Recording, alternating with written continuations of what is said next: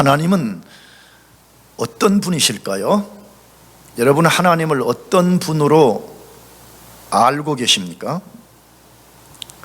하나님이 존재하신다면 그분이 어떤 분인지를 아는 것은 우리 삶에서 가장 중요한 일이 아닐 수 없습니다. 언젠가도 말씀드렸지만 하나님이 진짜로 존재하신다면 그분을 아는 것은 우리 삶에서 가장 중요합니다. 이것보다 더 중요한 일은 결코 없습니다. 그렇다면 하나님이 존재한다는 것과 그분이 갖고 있는 속성을 어떻게 알 수 있을까요?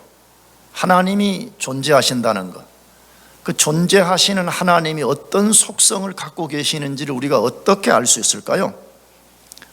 분명히 말씀드리지만 우리 인간은 스스로는 하나님을 절대로 알 수가 없습니다.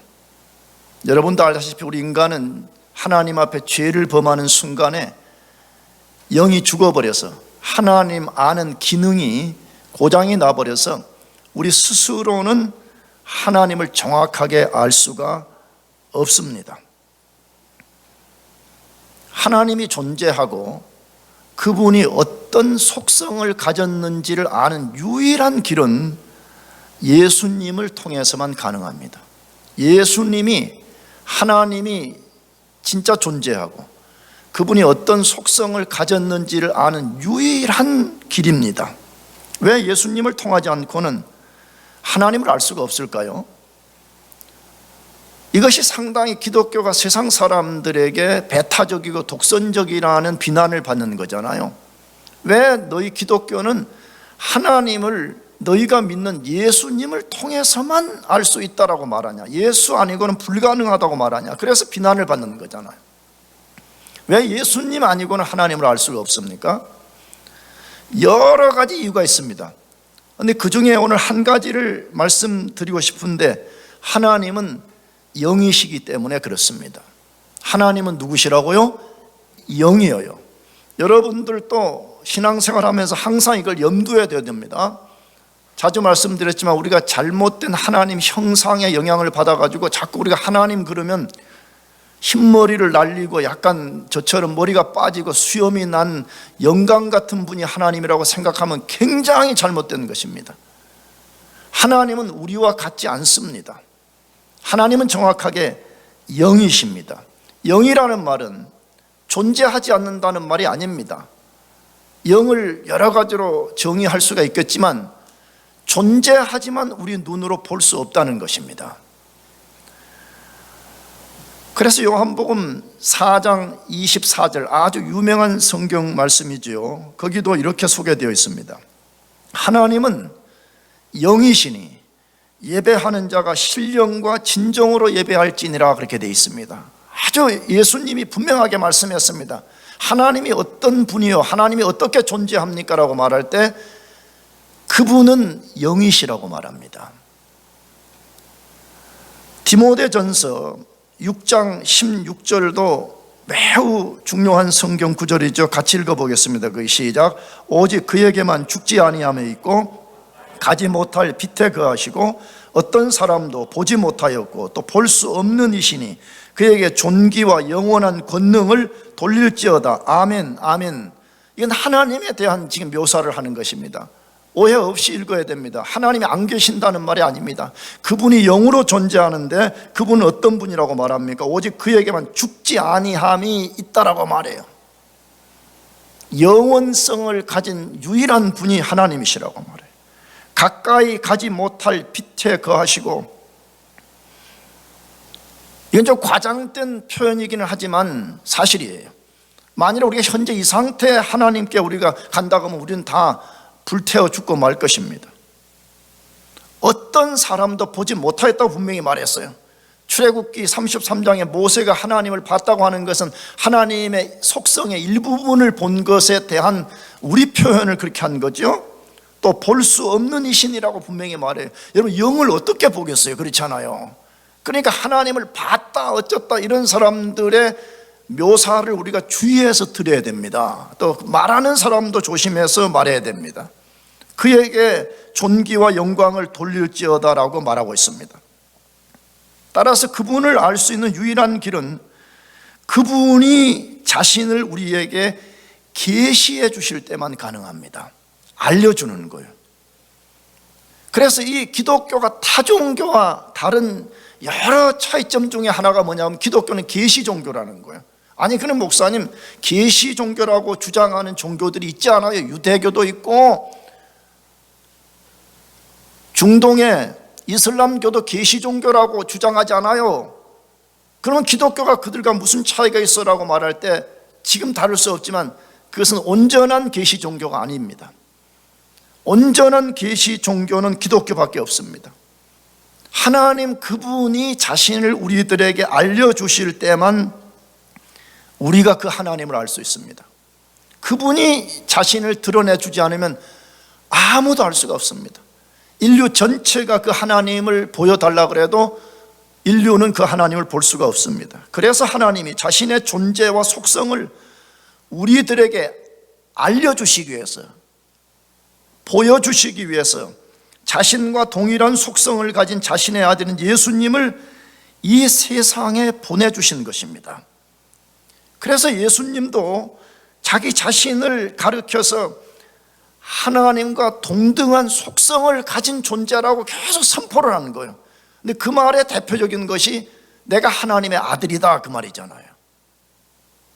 자주 말씀드렸잖아요. 하나님은 우리처럼 아들을 낳고 딸을 낳고 하는 그런 생물학적인 분이 아닙니다. 여기 아들이라는 유태인적 개념은, 히브리인적 개념은 뭐죠? 그 아들은 아버지와 동등하다 그 말이잖아요. 자주 썼잖아요. 원숭이가 원숭이 아들을 낳으면 그 아들 원숭이는 아버지 원숭이, 어머니 원숭이와 같은 것처럼 사람이 아들을 낳으면 똑같은 사람이듯이 하나님이 아들을 낳았다는 개념은 생물학적 개념이 아니고 히브리적 개념으로는 바로 그 아들이 하나님과 동등한 분이다, 그걸 말하려는 거잖아요. 그래서 예수님 자신이 내가 곧 하나님이다 라고 선언하시는 거예요. 근데 그것을 성경에 많은 곳에서 증거한 거죠. 어떻게 보면 특별히 사복음서, 마태복음, 마가복음, 누가복음, 요한복음은 그건 말하려고 하는 거. 예수가 누구냐 그러면 예수가 바로 하나님의 아들이요, 그가 바로 하나님과 동등한 속성을 가진 분이라는 것을 여러 각도에서 증명해내는 것이 사복음서잖아요.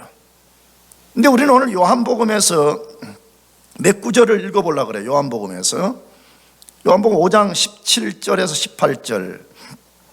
예수께서 그들에게 이르시되 내 아버지께서 이제까지 일하시니 나도 일한다 하시매 유대인들이 이로 말미암아 더욱 예수를 죽이고자 하니 이는 안식일을 범할 뿐 아니라 하나님을 자기의 누구라 하여서 친아버지라 하여 자기를 하나님과 동등으로 삼으리라 됐습니다. 예수님이 내 아버지 하나님이 일하시니 나도 일한다 그렇게 말하니까 내가 곧 지금 하나님의 아들이다 그러니까 유대인들이 다 알아차린 거예요. 유대 개념으로는 제가 저렇게 말한다는 것은 자기를 하나님이라고 일컬었다 이렇게 말한다는 거지. 유대인들이 분노하는 거예요. 유대인들이 그토록 소중히 여기는 안식일 규례를 깨뜨렸을 뿐만 아니라 심지어 하나님을 자기의 친아버지라고 부르면서 내가 곧 하나님이다 이렇게 선언했다는 거예요. 그래서 유대인들이 예수님을 돌로 쳐 죽이려는 거잖아요.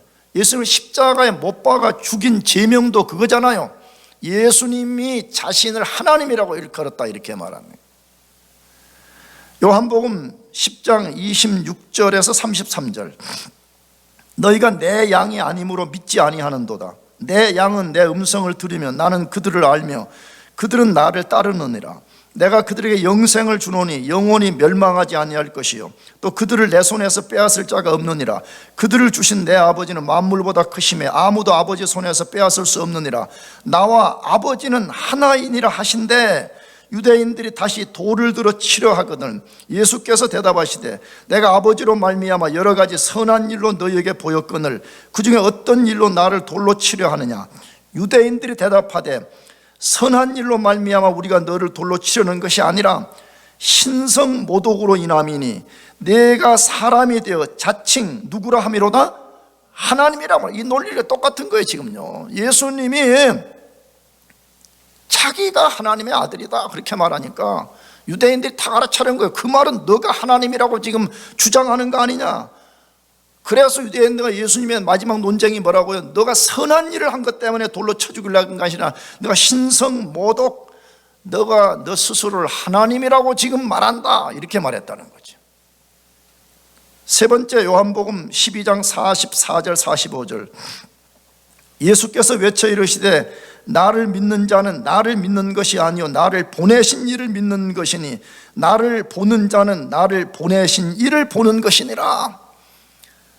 왜 그래요? 성부 하나님과 성자 예수님이 동등한 속성을 갖고 있기 때문에 곧 예수님을 믿는 것, 예수님을 보는 것, 예수님을 아는 것은 곧 하나님을 보는 것과 같다, 지금 그 말이지요.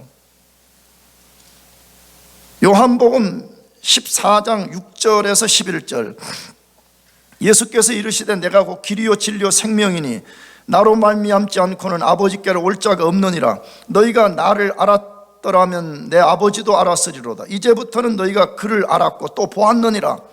빌립이 이르되 주여 아버지를 우리에게 보여 주옵소서. 그러면 족하겠나이다. 예수께서 이르시되 빌립아 내가 이렇게 오래 너희와 함께 있으되 내가 나를 알지 못하느냐. 나를 본 자는 아버지를 보았거늘 어찌하여 아버지를 보이라 하느냐. 내가 아버지 안에 거하고 아버지는 내 안에 계신 것을 내가 믿지 아니하느냐. 내가 너희에게 이르는 말은 스스로 하는 것이 아니라 아버지께서 내 안에 계셔서 그의 일을 하시는 것이라.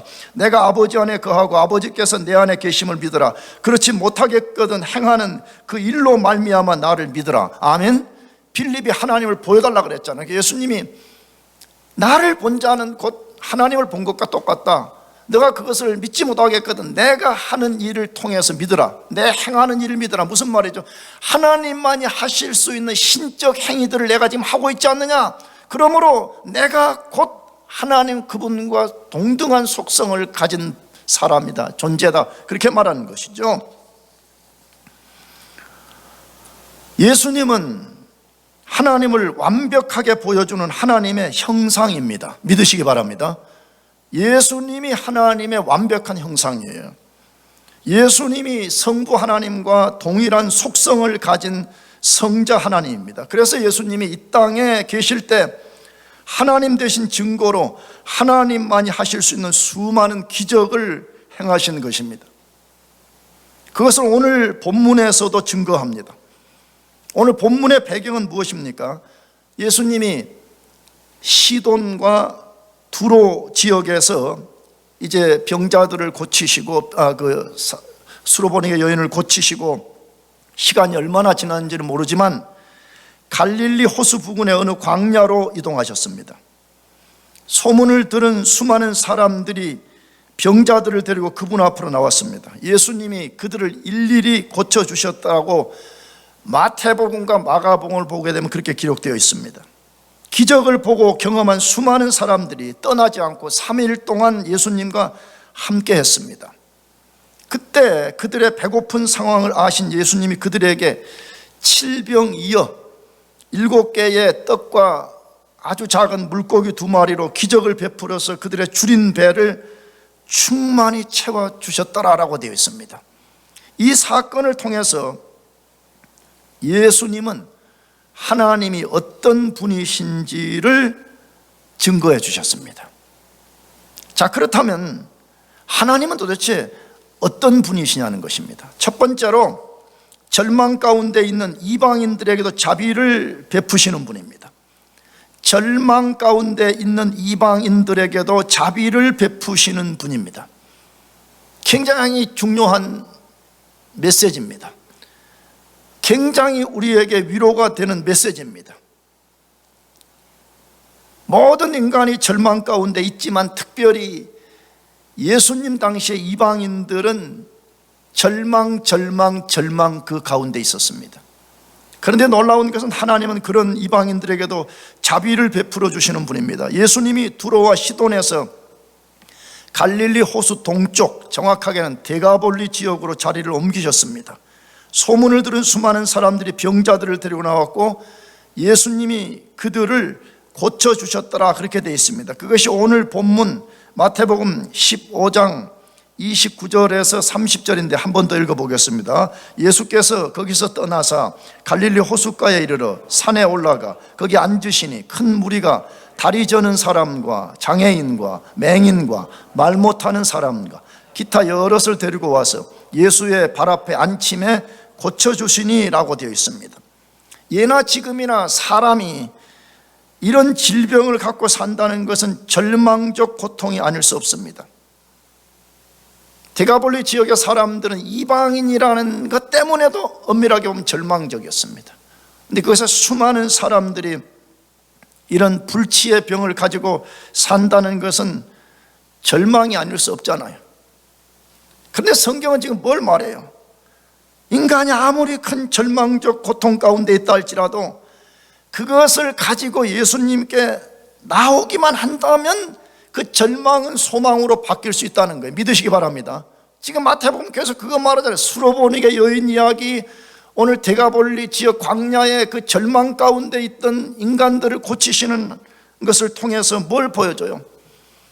예수 앞에 나오기만 한다면 소망이 있다는 것이, 저는 그것을 믿습니다. 꼭 그것이 귀머거리가 꼭 귀가 열어지지 않더라도 말이에요. 물론 열어질 수도 있지만 열어지지 않더라도 어떤 방식으로든 간에 예수님 앞에 나오면 살 길이 열어집니다. 예수님 앞에 나오기만 하면 절망이 소망으로 바뀌게 됩니다. 아니면 우리가 비록 그런 엄청난 기적을 경험하지는 못할지라도 과거에 내가 가졌던 그 절망적 상황을 이겨낼 수 있는 소망이 생기고 믿음이 생기고 희망이 생기고 능력이 생기는 것입니다. 우리는 왜 예수님이 그곳에서 모든 병자를 고쳐주셨는지를 질문해 봐야 됩니다. 다시 말하면 데가볼리라고 하는 이 지역에서 왜 그 수많은 병자들을 고치셨는지를 질문해 봐야 됩니다. 아주 단순하게는 예수님이 그들을 불쌍히 여겨주셨기 때문에 그렇습니다. 이따가 뒤에도 다루겠지만 하나님, 예수님은 항상 우리를 불쌍히 여기시는 분입니다. 믿으시기 바랍니다. 또 다른 이유는 예수님이 구약 성경이 예언한 메시아인 것을 증거한 것입니다. 데몬스트레이션 한 것입니다. 그러면 왜 하필이면 이방 땅인 데가볼리 지역에서 그런 기적을 통해서 데몬스트레이션을 하셨는가 하는 것이에요. 우리가 알잖아요. 이 마태복음 15장까지는 이제 예수님이 하나님의 나라를 막 선포할 때에 적대자들이 이제 점점 이제 일어나기 시작했습니다. 그래서 예수님의 메시아됨을 받아들이지 않았습니다. 메시아됨의 수많은 증거를 보였음에도 받아들이지 않았습니다. 그때 예수님이 의도적으로 이스라엘 땅을 떠나시고 이방 땅에 가서 자신의 메시아됨을 드러내는 거예요. 그것이 수로보니게 여인의 귀신 들린 딸을 고치셨고 오늘 광야에서 수많은 절망 가운데 있는 인생들을 고치신 거지요. 근데 그냥 단순하게 데몬스트레이션 한 것이 아니라 예수님께서 내가 바로 구약성경, 특별히 이사야 선지자가 내가 이 땅에 오기 600년 전에 메시아가 오면 이런 일을 행할 것이라는 바로 그 예언을 내가 지금 그대로 성취하는 분이라는 것을 나타낸 것이요. 그것이 이사야서 35장 5절에서 6절로 기록되어 있는데 이것이 유명한 메시아 예언이지요. 거기 우리 한번 같이 읽어보겠습니다. 시작. 그때에 맹인의 눈이 밝을 것이며 못 듣는 사람의 귀가 열릴 것이며 그때 저는 자는 사슴같이 뛸 것이며 말 못하는 자의 혀는 노래하리니 이는 광야에서 물이 솟겠고 사막에서 시내가 흐를 것임이니라. 할렐루야. 앞으로 메시아가 오면 그 메시아가 만들어낼 세계가 이런 것이라는 것이에요. 맹인의 눈이 열어져요. 못 듣는 사람들이 귀가 열어져요. 저는 사람들이 사슴같이 뛰게 되어요. 말 못하는 사람들이 그 혀로 노래하게 되어요. 심령이 메말라서 거의 절망 가운데 있는 사람들 속에 생수의 강물이 흘러서 시내를 이룰 것이라고 약속하고 있잖아요. 근데 바로 지금 예수님이 데가볼리 지역에서 그런 일을 하셨다는 것은 바로 지금 내가 지금 바로 그 메시아라는 것을 증거한 것이지요. 그러나 그 땅에서 수많은 병자를 고친 또 다른 이유가 있었습니다. 그것은 하나님이 이방인들에게도 자비를 베푸신다는 것을 알게 하신 것입니다. 예수님이 병자를 고치신 데가볼리 지역은 이스라엘 땅과 경계를 이룬 이방 지역이었습니다. 그러므로 거기에 모인 사람들이 대부분 이방인이었을 것이라고 추측이 됩니다. 그 근거는 뭐냐 그러면 예수님이 병자들을 고치셨을 때에 마태복음 15장 31절 오늘 본문을 보면 무리들이 이렇게 영광을 돌렸어요. 뭐라고 돌렸죠? 이스라엘의 하나님께 영광을 돌렸다, 그렇게 되어 있어요. 누구 하나님께요? 이스라엘의 하나님. 이 표현을 보게 되면 그들은 이방 민족들이었어요. 그래서 예수님이 그걸 고치자, 이스라엘의 하나님, 그분이 예수를 통해서 이런 일을 하셨다라면서 이스라엘의 하나님께 영광을 돌린 것을 보면 거기에 모인 사람들이 이방인들이었음을 우리가 추측할 수가 있습니다. 예수님 당시 유대인들에게 하나님이 이방인을 구원한다는 신학은 없었습니다. 물론 구약 성경에는 이방인들에 대한 구원을 계속 하나님이 선포해 오셨죠. 그러나 유대인들의 잘못된 신학 이론 때문에 그들 속에는 이방인들이 구원받는다는 것은 신학적인 빈자리가 없었습니다. 유대인들은 그렇게 기도했다 그러잖아요. 유대인 남자들은 아침에 일어나면 세 가지를 기도했다 그러죠. 여자로 태어나지 않은 것을 감사하고, 이방인으로 태어나지 않은 것을 감사하고, 유대인으로 태어난 것을 감사했다. 이것이 유대인들의 남자들의 기도였다 그래요. 그들은 그런 세계관을 갖고 있었기 때문에 이방인들을 개로 칭했습니다. 사실입니다. 이방인들은 개 같은 민족이다, 이렇게 여겼습니다. 그 심지어 사실입니다. 이것은 이방인들은 지옥의 땔감으로 존재한다, 그렇게 생각을 했습니다. 따라서 하나님이 이방인들에게 자비를 베풀고 그들을 구원하실 것이라는 생각은 꿈에도 할 수가 없었습니다. 그러나 하나님은 예수님을 통해서 이방인에게도 자비를 베풀고 그들을 구원하실 것을 드러내 주셨습니다. 그래서 앞에서도 말씀드렸지만 이방 여자인 수로보니게 여인의 딸을 고쳐주셨습니다. 오늘 이 데가볼리 지역에 몰려든 수많은 사람들에게 자비를 베풀어 주셨습니다. 저는 이 사실이 복음이라고 믿고 있습니다. 이것이 너무 기쁜 소식이라고, 이게 너무 우리에게 위로가 되는 말씀이라는 거예요. 왜 그렇죠? 만일 하나님이 이방인을 구원하실 계획을 갖지 않고 자비를 베풀지 않으셨다면 이방인된 우리는 죄와 어둠 속에 살다가 저주를 받고 지옥에 떨어질 것이기 때문에 그렇습니다. 여러분은 예수님을 믿고 나서 뭐가 제일 기쁨 중에 하나였어요? 너무 많은 것들이 있겠죠. 저는 예수님을 믿고 너무 감사하고 지금도 감사하는 제목 중에 하나가 뭐냐 그러면 내가 예수를 믿어 하나님을 알게 되었다는 거예요. 나는 어제도 교회 와서 기도하면서 그런 기도했습니다. 만일에 내가 예수님을 몰랐다면, 하나님이 나에게 자비를 베풀지 않고, 하나님이 나를 불러주지 않고, 하나님이 나를 중생시키지 않고, 하나님이 나를 예수를 믿도록 만들어주지 않았다면 어떻게 됐을까? 지난주에도 말씀드렸지만 인생 자체도 너무 무거운 거예요. 너무 힘든 거예요. 나는 그래서 종종 그런 생각을 해. 예수님을 의지하고 살아도 하루하루 이렇게 힘든데 예수 안 믿고 사는 사람 도대체 어떻게 살까? 그래서 내가 예수님께 물어봤어요 어제. 하나님, 도대체 예수 안 믿는 사람들은 어떻게 예수님도 없는데 저렇게 기쁘고 즐겁고 발랄하고 에너자이틱하고 저렇게 소망스럽게 살아갑니까? 내가 물어봤어요. 근데 예수 믿는 게 왜 너무너무 좋은가? 하나님이 살아계신다는 것, 그분이 창조주라는 것, 그분이 섭리자라는 것, 그분이 만물의 심판자라는 것, 내가 그분에게서 왔다가 내가 그분으로 말미암아 살다가 내가 언젠가 다시 그분에게로 돌아간다는 이 모든 것을 알게 된다는 사실이, 이게 너무 기쁜 거예요. 물론 현실은 힘들지만 나에게는 엄청난 산 소망을 하나님이 주셨다는 것 때문에 기쁜 것이에요. 그런데 만일에 하나님이 창세전부터 이방인을 구원할 계획을 갖고 있지도 않으시고 실제 이방인들에게 자비를 베풀지 않았다 그러면 이방인인 우리들은 말이에요, 유대인이 아닌 이방인인 우리들은 말 그대로 절망인 것입니다.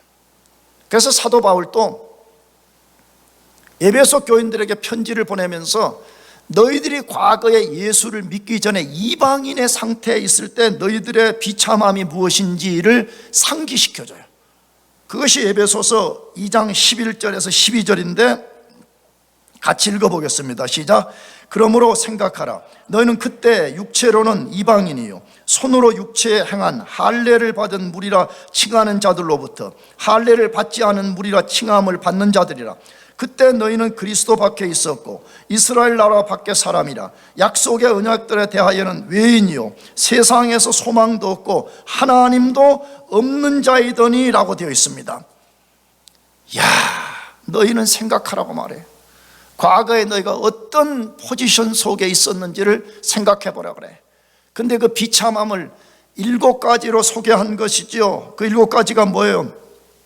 말 그대로 너희는 이방인이라는, 육체로 해서 너희는 이방인이었다는 거예요. 유대인을 제외한 모두는 이방인인 거잖아요, 유대인들 관점에서 보면.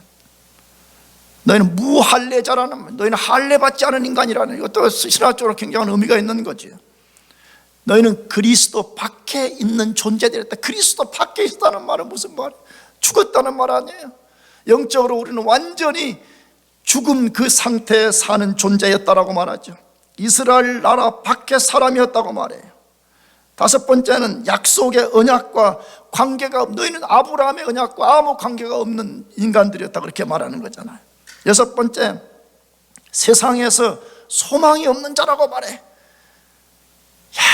아까도 말씀드렸잖아요. 세상 사람들은 돈 많이 벌고 세상에서 어마어마한 거 손에 넣으면 그게 소망인 줄 알지만 그건 다 썩어 없어질 것이라고 분명히 베드로 사도가 말하잖아요. 우리에게는 산 소망, 썩어지지 않는 소망, 분명한 소망이 있습니다. 아멘. 마지막 7번째, 하나님도 없는 자였다고 말해. 나는 이 세상에 가장 불쌍한 인간이 누구냐? 하나님 없는 사람이에요. 여러분, 돈이 좀 없고 그런 것은요 조금 불편할 뿐이지 그거는 절망이 아니에요. 누가 절망이냐? 그 사람 속에 하나님이 없는 사람이에요. 내가 언젠가 말씀드렸잖아요. 구약 성경에 가장 비참한 단어를 하나 픽업하라 그러면 가인의 이야기죠.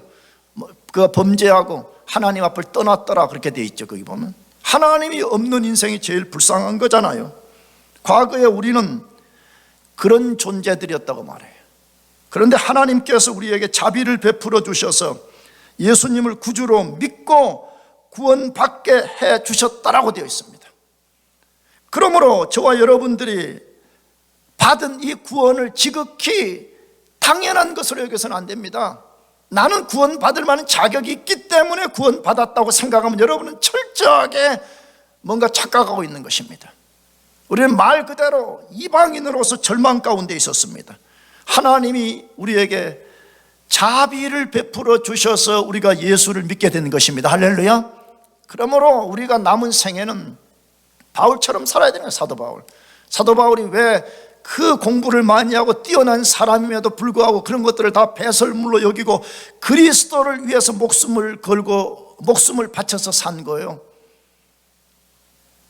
자기는 구원받을 자격이 없는 인간이었다는 거예요. 그런데 하나님께서 자기에게 은혜를 베풀어서 구원해 주셨기 때문에 자기의 남은 생애를 그리스도의 영광을 위해 살겠다고 그런 거 아니에요? 여러분이 진짜 예수님을 믿어서 구원받은 것이 분명히 맞다면 여러분의 조건 때문이 아니라 하나님이 자비를 베풀어서 된 것임을 믿으시길 바랍니다. 2번째로 하나님은 어떤 분이신가 하는 것입니다. 그분은 우리를 정확히 알고 계시고 불쌍히 여기시고 자비를 베푸시는 분입니다. 그분은 우리의 모든 것을 알고 계십니다. 내가 자주 말씀드렸지만 하나님이 모르시는 것이 단 하나도 없습니다. 이 우주 안에 어떤 원자 하나라도 하나님이 모르시고 하나님의 통치 밖에 있는 것은 없습니다. 만일에 그런 일이 진짜 있다면 하나님은 전지전능한 분이 될 수가 없기 때문에 그렇습니다. 하나님 우리의 모든 상황을 정확히 알고 계시고 알고 계실 뿐만 아니라 우리에게 불쌍히 여기시는 분이라는 것이에요. 예수님이 불치병자들을 고친 소식은 순식간에 퍼졌고 수많은 사람들이 몰려들었고 그들은 흩어지지 않았고 3일간 예수님과 함께 했습니다. 예수님은 그들이 광야에서 3일 동안 함께 했기에 그들이 어떤 상태에 있었는지를 정확하게 아셨다라고 되어 있어요. 그것이 어디에 있습니까? 15장 32절 같이 읽어보겠습니다. 시작. 예수께서 제자들을 불러 이르시되 내가 무리를 불쌍히 여기노라. 그들이 나와 함께 있은지 이미 사흘임에 먹을 것이 없도다. 길에서 기진할까 하여 굶겨 보내지 못하겠노라. 예수님이 뭘 정확하게 아셨다고 되어 있어요? 그들이 3일 동안 광야에서 예수님 자신과 함께 했다는 거 먼저 아셨다고 그랬어요. 그 다음에 3일 동안 함께하는 동안에 그들의 먹을 것이 다 떨어져 버렸다는 걸 아셨다고 되어 있어요. 그 다음에 그 상태에 집으로 돌아간다면 배고픔으로 인해서 중간에 다 쓰러질 것이라는 것을 아셨다고 되어 있어요. 그래서 그분이 하신 일이 뭐라 그래요? 내가 그들의 먹을 것을 채워주겠다, 뭔가를 채워주겠다. 예수님이 그렇게 하셨다라고 되어 있습니다. 그래서 예수님이 그들을 불쌍히 여기셨더라, 이 한마디로 표현하는 거예요. 여기 불쌍히 여겼다는 말은 무엇이지요?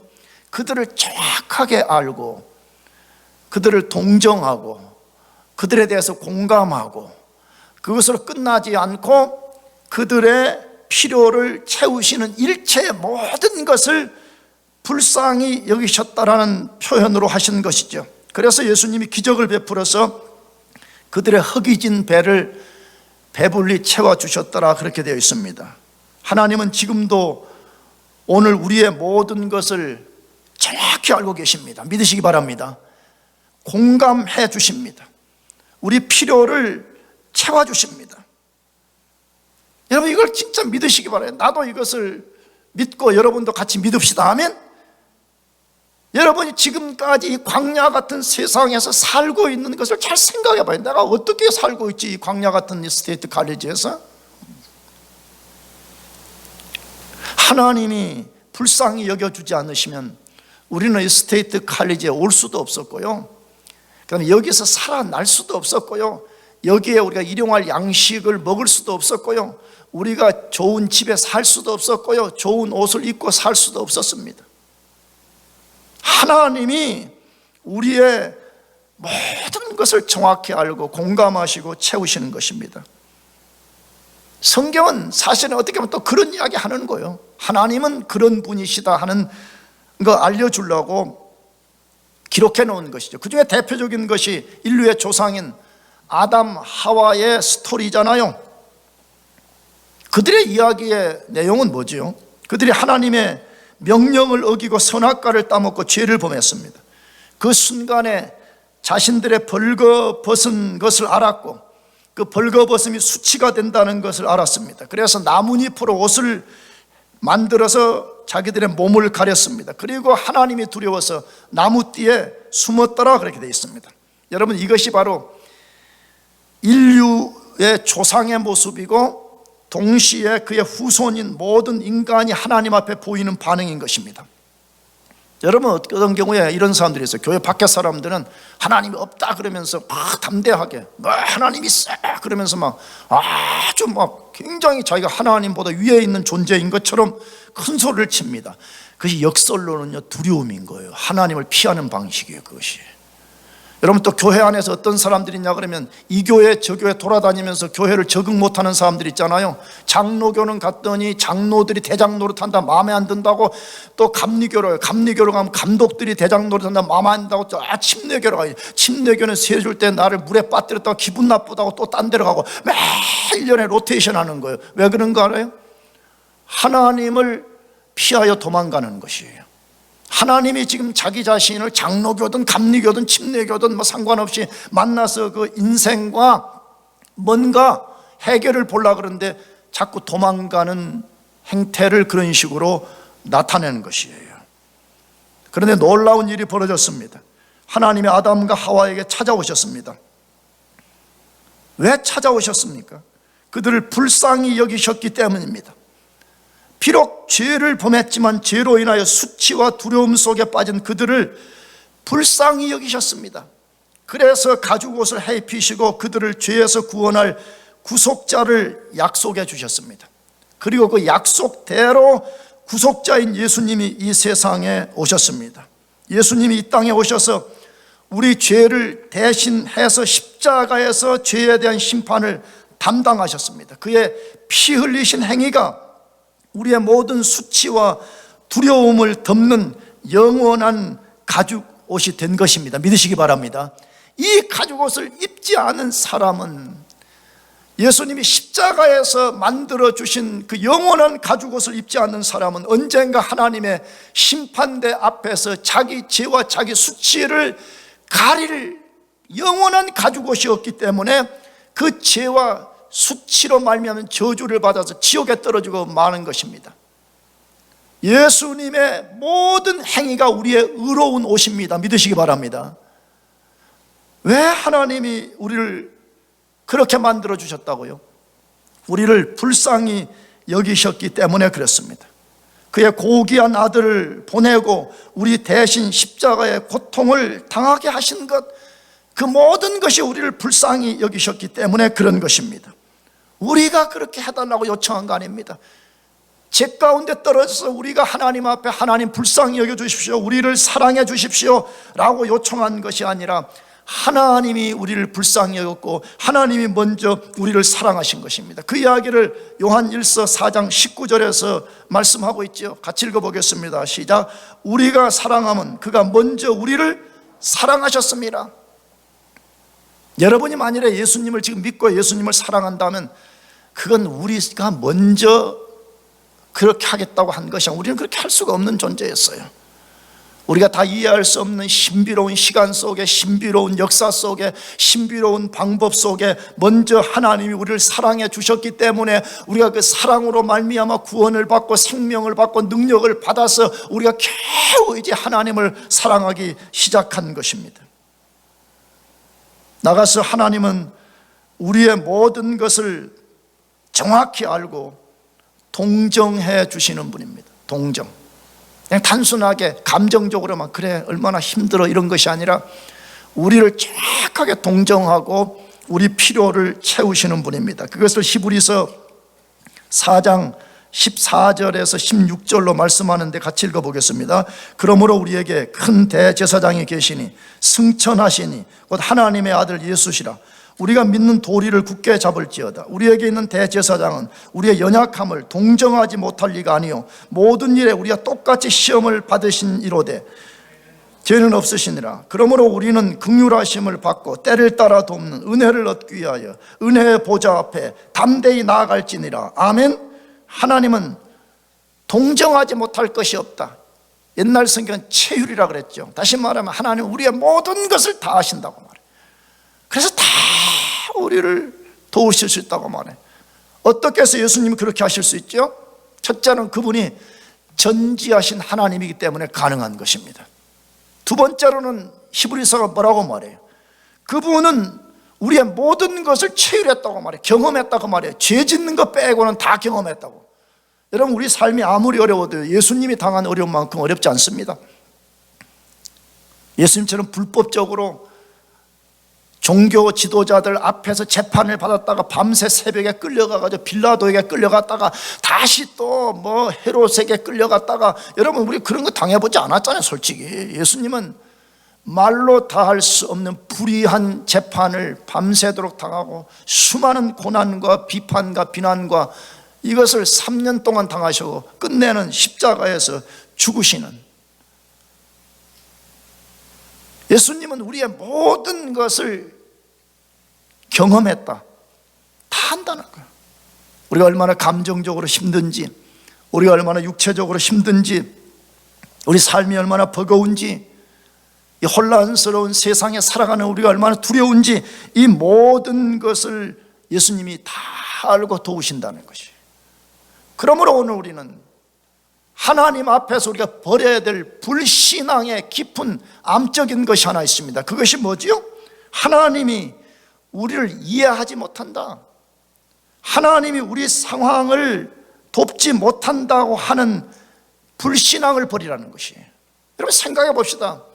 하나님이 자신의 가장 고귀한 아들을 우리를 위해서 내주셨다면 그 아들과 비교할 수 없는 다른 것들을 우리에게 주지 않으시겠어요? 신앙은 때로 논리가 좀 필요한 것 같아요.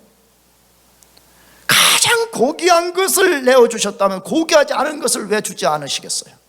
그래서 사도 바울도 이것에 대해서 우리가 도전을 하는 것이죠. 그 도전의 내용이 로마서 8장 32절인데 같이 읽어보겠습니다. 같이 시작. 자기 아들을 아끼지 아니하시고 우리 모든 사람을 위하여 내어주신 이가 어찌 그 아들과 함께 모든 것을 우리에게 주시지 아니하겠느냐. 여러분 이걸 믿으시기 바랍니다. 여러분들이 하나님의 사랑이 의심스럽고 하나님이 나를 불쌍히 여기지 않는다는 생각이 들 때마다 로마서 8장 32절을 펼쳐서 읽고 그 말씀을 여러분의 마음속에 새기는 거예요. 왜? 자기 아들을 아끼지 아니하시고 우리 모든 사람을 위하여 내어주신 이가 어찌 그 아들과 함께 모든 것을 우리에게 주시지 아니하겠느냐. 우리가 죄 가운데 있을 때 고귀한 아들을 내어주셨다면 그 아들의 피로써 우리를 구속하고 자기 자녀 삼으신 하나님께서 다른 우리 필요를 채워주시지 않겠느냐 이 말이에요. 하나님은 가장 기본적인 속성이 우리를 불쌍히 여기시는 분이에요. 그분이 우리의 필요를 알고 채우시는 것을 꼭 믿으시길 바랍니다. 마지막 세 번째로 하나님은 어떤 분이십니까? 상황에 상관없이 전능한 능력으로 자비를 베푸시는 분입니다. 하나님은 우리 상황이 어떠하든지 상관없이 전능한 능력을 베푸시는 분입니다. 예수님이 광야에 불쌍한 무리에게 먹을 것을 주어야겠다고 말씀하셨습니다. 아마 제자들에게 그 일을 해보라고 넌지시 말씀하신 것처럼 비춰집니다. 이들이 길 가다가 다 쓰러질 수 있으니까 먹을 것을 좀 줘야 되겠다. 예수님 자신의 의지이기도 하지만 한편에서는 제자들을 독려하신 거예요. 너희가 한번 그거 해볼 수 있겠느냐? 이렇게 말씀하셨던 것 같아요. 그때 제자들의 반응이 기록되어 있습니다. 15장 33절 제자들이 이르되 광야에 있어 우리가 어디서 이런 무리가 배부를 만큼 떡을 얻으리까? 제자들은 대답은 굉장히 이렇게 잘 치고 나오는 것 같아요. 그렇잖아요. 뭐 하면 툭툭 치고 나오는 거는 잘하는데 대답은 굉장히 불신앙적이죠. 제자들이 뭐라고 반응한 거죠? 불가능합니다. 이 광야에서 어떻게 우리가 이 많은 사람들에게 떡을 줄 수가 있습니까? 그때 예수님이 제자들에게 너희 떡이 몇 개나 있냐고 물었습니다. 제자들이 다시 반응했습니다. 뭐라고? 34절에 예수께서 이르시되 너희에게 떡이 몇 개 있느냐? 이르되 7개와 작은 생선 2마리가 있나이다 라고 대답했습니다. 요 말이 우리가 그냥 슬쩍 읽으면 별로 그렇게 포르테가 없는데 원문 성경에 근거하면 이 말이 굉장한 불신앙의 표현이었습니다. 먼저는 7개 그리고 아주 작은 두어 생선밖에 없습니다. 이렇게 대답했습니다. 7개밖에 없어요. 그리고 그냥 아주 작은 멸치 같은 거 그냥 그 2마리밖에 없어요. 일종의 그런 식으로 대답했다 그 말이에요. 그 다음에 실제 원문 성경에 오병이어의 기적을 일으킬 때 예수님과 주고받은 이 떡이 5병이어밖에 없습니다 하는 말, 7병이어밖에 없습니다 이 말이 원문에 이 숫자가 달라요. 글자 숫자가 5병이어 때는 10개 단어로 말했는데 7병이어 때는 4개 단어로 말했습니다. 여러분 성경이 뭘 말하려고 그러는 거예요? 여러분 우리 경험을 비춰보면 알잖아요. 우리가 뭔가 좀 불리하고 상황이 안 좋고 그러면 어떤 숫자를 좀 축소해서 말하려고 그러잖아요. 뭐 안 된다, 뭐 불가능하다, 뭐 그렇게 말하려면 내가 5개 갖고 있는데 5개 다 말하기 좀 곤란해. 그러니까 뭐 한 3-4개밖에 없어요. 이런 식이잖아요. 제자들이 그렇게 말하는 것이에요. 우리는 절대로 불가능합니다. 우리 힘으로는 할 수 없습니다 라고 말하는 거죠. 여러분, 그들의 반응을 통해서 뭘 우리들에게 지금 교훈하는 것이에요? 첫 번째로는 망각의 위험성입니다. 뭐의 위험성이라고요? 망각, 기억하지 못하는 것이에요. 그들이 불가능하다고 불신앙으로 반응한 근본적 이유는 무엇입니까? 얼마 전 경험한 오병이어 사건을 깡그리 잊어버린 것입니다. 아니, 수년 전에 일어난 것도 아니었습니다. 무슨 3년, 5년, 10년 전에 일어난 사건도 아니었습니다. 곧 얼마 전에 예수님이 벳세다 광야에서 오병이어를 가지고 5,000명 이상을 먹인 사건이 얼마 전이었습니다. 근데 그것을 깡그리 기억에서 지워버렸던 것입니다.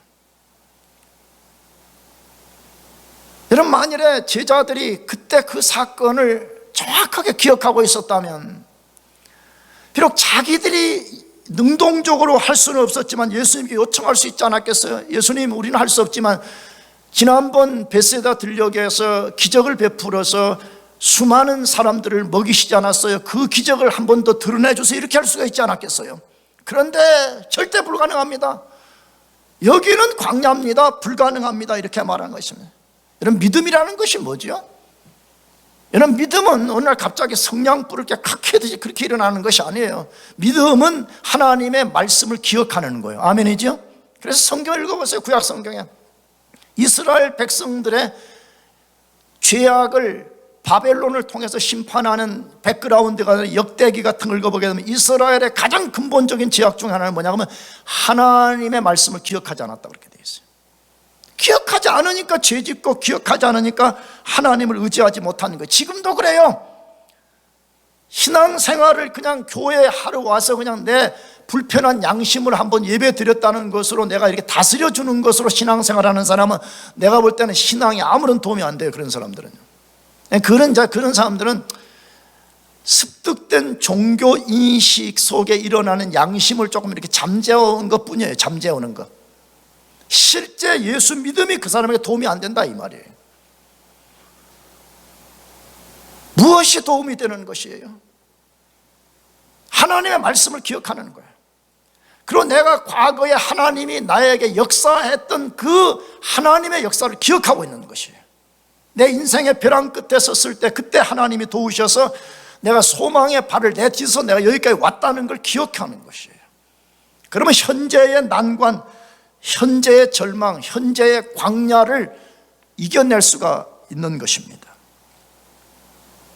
둘째로 제자들을 통한 교훈이 무엇이에요? 예수님의 능력을 자기들의 이성으로 제한한 것입니다. 여러분, 이성이라는 것은 신앙생활에 꼭 필요한 것입니다. 이성이 없이 어떻게 우리가 이 삶을 살아가고 하나님을 섬길 수가 있겠어요? 그러나 여러분, 이성은 우리가 절대 신뢰할 대상이 아닌 것입니다. 그래서 잠언 3장 5절 6절에서도 내 명철을 의지하지 말라 그렇게 말하는 거잖아요. 우리말로 바꾸면 내 이성을 의지하지 말라. 다시 말하면 내 이성이 절대적 신뢰의 근거가 될 수 없다는 것이에요. 그런데 지금 제자들은 자기들의 이성을 가지고 예수님의 능력을 제한한 거. 어떻게 제안했죠? 이걸 좀 풀어서 말하면 이런 거예요. 예수님, 그래도 오병이어 때는 좀 이어 두 마리 물고기, 실제 헬라어에는 오병이어 때는 큰 물고기고 지금 칠병이어 때는 아주 멸치 같은 작은 물고기예요. 그러니까 아마 그랬는지 모르죠. 불신앙 속에서 그래도 한다는 말이, 아이고 그때 그 오병이어 기적을 일으킬 때만큼 된다면 모르지만 그때보다 훨씬 양이 적은 이걸 가지고 어떻게 이 수천 명의 사람들을 먹일 수 있어요? 이렇게 말하는 거죠. 여러분, 여기서 뭘 보여줘요? 여러분, 그냥 단순히 인간적인 관점에서 보면 수천 명을 오병이어로 먹이는 것이나 칠병이어로 먹이는 것이나 가능해요? 불가능해요? 불가능한 거잖아요. 뭐가 필요해요? 예수님의 기적이 없이는 안 되는 거잖아요. 그런데 이 제자들은 자기들의 이성을 가지고 예수 그리스도를 제한시킨 거예요. 예수님도 불가능합니다. 그럼 우리가 신앙생활할 때 굉장히 주의해야 되는 것이 뭐냐? 우리 스스로가 예수님의 능력을 제한해서는 안 됩니다. 기도해보지도 않아요. 그리고 이성으로 판단을 내려버려. 이거는 하나님도 도울 수 없어. 나가서 제자들처럼 우리 이성으로 우리 스스로를 불신앙 속으로 밀어넣으면 안 되는 것입니다. 우리는 예수님을 제한하기도 하고 때로 우리 스스로를 불신앙 속으로 밀어넣어요. 이건 안 돼, 이건 안 돼. 이건 될 수 없어.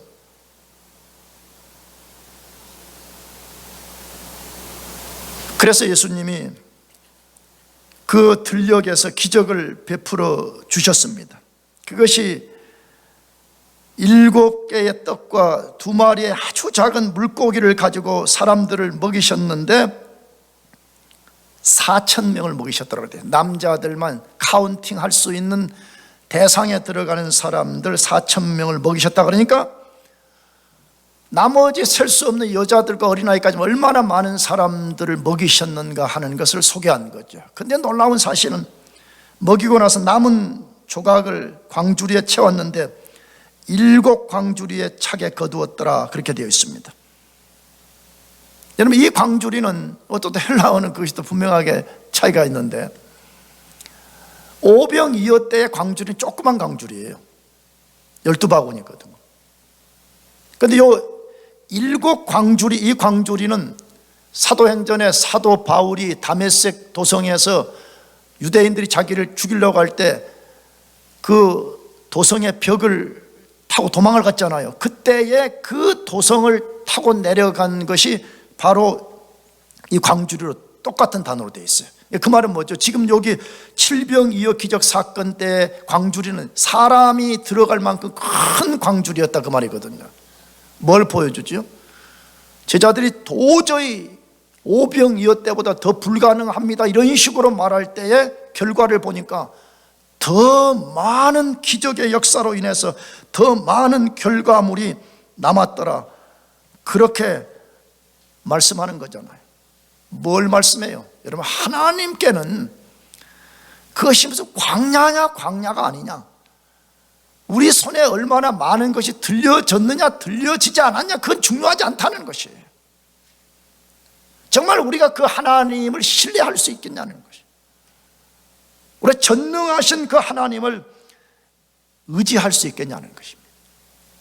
그렇다면 하나님은 우리를 불쌍히 여기실 뿐만 아니라 하나님이 능력을 베풀어서 우리의 필요를 채우신다고 말씀해요. 여러분과 제가 오늘 이 설교를 하고 설교를 듣고 또 이걸 끝나버린다면 정말 이 설교는 아무런 열매를 거두지 못할 것입니다. 이제 중요한 것은 비록 우리 삶이 광야와 같을지라도, 우리 삶이 7병 2여 같은 절대 불가능해 보이는 상황일지라도 거기에 역사하시는 하나님을 의지합시다. 아멘. 그렇다면 우리 삶에는 반드시 하나님이 불쌍히 여기시는 역사를 경험하게 될 것입니다. 여러분 모두가 그렇게 되시기를 축복합니다.